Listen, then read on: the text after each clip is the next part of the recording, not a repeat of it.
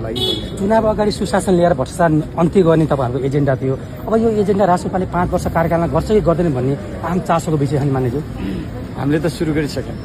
आज बिहान मात्रै एउटा केस जहाँ चाहिँ निर्माणको काम भइरहेको थियो, जुन चाहिँ हाम्रो डिजाइन इस्टिमेटभन्दा बाहिर थियो, त्यो भत्काउन लाएर कम्पनीलाई स्पष्टीकरण उठ्नेखेरि सोध्न लाएर आज नै त्यो भत्काएर अर्को बन्दैछ। यो तारकेश्वरको कुरा गर्नुभयो। तारकेश्वर गर्नेमा धादिङकै कुरा कृपा सुन्दर के छ अबको एजेन्डा के छ राष्ट्रपालको के छ अब एजेन्डा? भोलि सदनमा गएर चाहिँ धादिङका एकदम विकट ठाउँहरू पहिलो कुरा त हामीले 5 वर्षसम्म निरन्तर उठाएको दुईवटा कुराहरू मध्ये एउटा चाहिँ नि एन्टी करप्सन मुभमेन्ट कन्टिन्यू रूपमा हुन्छ, एउटा होइन भ्रष्टाचार विरुद्धको अभियान जनताको संलग्नतामा निरन्तर रूपमा रहन्छ। अर्को चाहिँ हामीले प्रणालीको विकास गर्ने सिस्टम बिल्डिङ, यो दुईटा कुरा चाहिँ निरन्तर रूपमा रहन्छ। अरू चाहिँ शिक्षा, स्वास्थ्य, खानेपानी, सरसफाई जति पनि अरू एजेन्डाहरू छ यो क्रमशः उठ्दै जान्छ।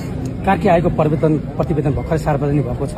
यसरी हेऱ्यो भने पूर्व प्रधानमन्त्री केपी शर्मा ओलीलाई र पूर्व गृहमन्त्री रमेश लेखकलाई, पूर्व आइजिपीलाई पनि कारबाहीको दायरामा ल्याउनुपर्छ भन्ने प्रधानमन्त्री सुशीला कार्कीले गर्नुभएको छ। अब यो 5 वर्ष कार्यकालमा यो राष्ट्रपालले यो गर्छ कि गर्दैन, कारबाहीको दायरामा ल्याउँछ कि ल्याउँदैन भन्ने आम चासो छ नि अहिले।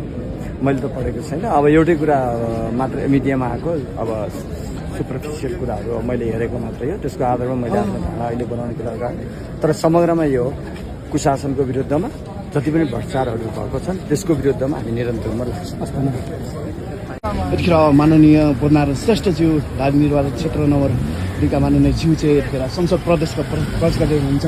कस्तो लागिरहेछ पहिलोचोटि संसद प्रवेश गरेर?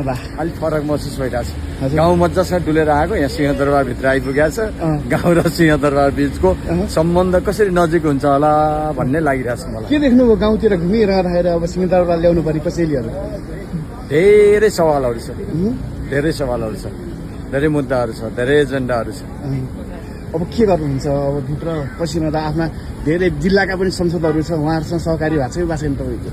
भएको छ, केहीसँग भेटघाट नै भएको छ, केहीसँग फोनहरू भएको छ। आज कति छ, बाँकी छ आज भेटघाट हुन्छ।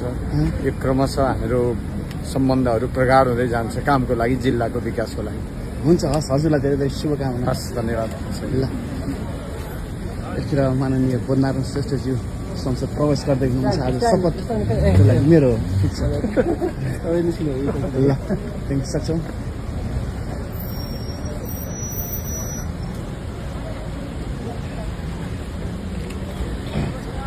भेटघाटमा व्यस्त हुनुहुन्छ। यतिखेर सिंहदरबारमा चाहिँ भित्र छिर्नको लागि नर्को देख्न सक्छौँ। जाम छ, गाडीको निकै जाम छ। चट्टला नेपाली पोसाकमा बोधनारायण श्रेष्ठज्यू हिँड्दै हुनुहुन्छ।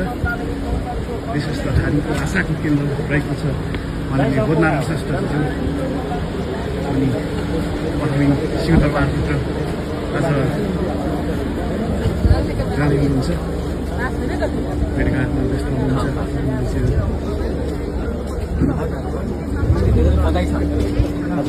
धादिङ क्षेत्रमा 2बाट तपाईँ प्रत्यक्ष उम्मेद्वार हुनुहुन्छ। तपाईँले गरेका एजेन्डाहरू, चुनाव अगाडि गरेका एजेन्डाहरू हामीले हेरिरहेका छौँ। आज शपथ ग्रहणमा आउनु भएको छ सांसद पदको, के भन्नुहुन्छ आम धादिङ जनतावासीलाई?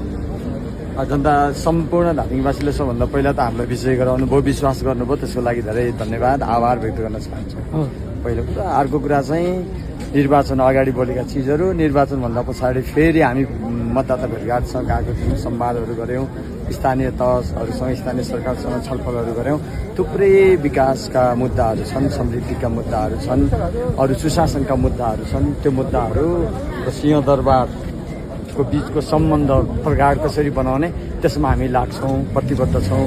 तपाईँहरूसँग बोलेको कुराहरूमा हामी अब छिन्न रूपमा निरन्तर रूपमा लागिराख्छौँ त्यो पुरा गर्नको लागि। चुनाव अगाडि सुशासन ल्याएर भ्रष्टाचार अन्त्य गर्ने तपाईँहरूको एजेन्डा थियो। अब यो एजेन्डा राष्ट्रपालले 5 वर्ष कार्यकालमा गर्छ कि गर्दैन भन्ने आम चासोको विषय छ नि मान्यज्यू। हामीले त सुरु गरिसक्यौँ।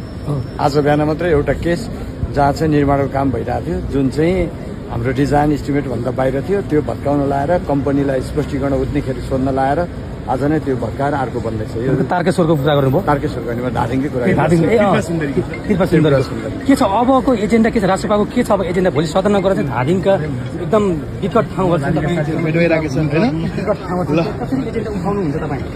पहिलो कुरा त हामीले 5 वर्षसम्म निरन्तर उठाएको दुईवटा कुराहरू मध्ये एउटा चाहिँ नि एन्टी करप्सन मुभमेन्ट कन्टिन्यू रूपमा हुन्छ, एउटा होइन भ्रष्टाचार विरुद्धको अभियान जनताको संलग्नतामा निरन्तर रूपमा रहन्छ। अर्को चाहिँ हाम्रो प्रणालीको विकास गर्ने सिस्टम बिल्डिङ। यो दुईवटा कुरा चाहिँ निरन्तर रूपमा रहन्छ। अरू चाहिँ शिक्षा, स्वास्थ्य, खानेपानी, सरसफाइ जति पनि अरू एजेन्डाहरू छ यो क्रमशः उठ्दै जान्छ।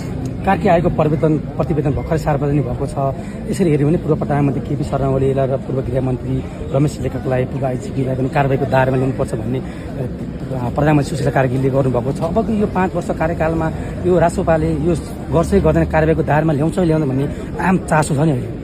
मैले त पढेको छैन। अब एउटै कुरा मात्र मिडियामा आएको, अब सुपरफिसियल कुराहरू मैले हेरेको मात्रै हो। त्यसको आधारमा मैले आफ्नो धारणा अहिले बनाउने कुरा गरेँ। तर समग्रमा यो कुशासनको विरुद्धमा जति पनि भ्रष्टाचारहरू भएको छन् त्यसको विरुद्धमा हामी निरन्तरमा लाग्छौँ।